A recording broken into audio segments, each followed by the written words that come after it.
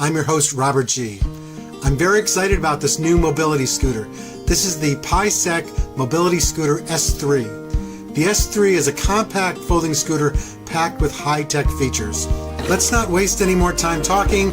Time to get this box open. Here is the scooter and accessories out of the box and packing material. The S3 scooter, basket, charger, user's manual, and other documentation. You do not get any tools because there is no assembly needed on the scooter. As advertised, the scooter is already put together. I should just have to unfold it. The tiller folds up and has a nice latch.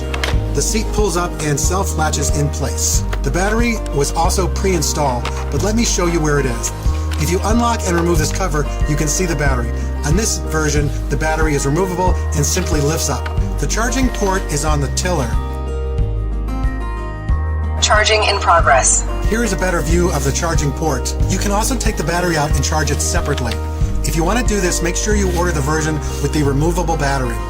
The horn is very loud and has a distinct sound to it. Some scooters do not even come with it. Most scooters do not come with a headlight.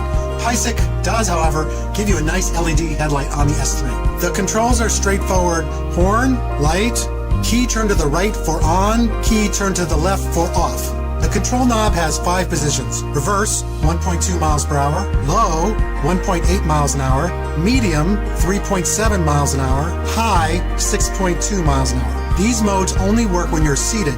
You need to switch to walk mode to use an assisted mode if no one is seated on the scooter. The display on the S3 is outstanding and really sets it apart from other mobility scooters. It is bright and easy to see even in direct sunlight. Battery level, speed, headlight indicator, safety indicator, status indicator. You can use either the left or right lever to accelerate. Other scooters may use left for reverse and right for forward, but the S3 does not operate like that. If you read the owner's manual, it goes into great detail about all the dashboard indicators.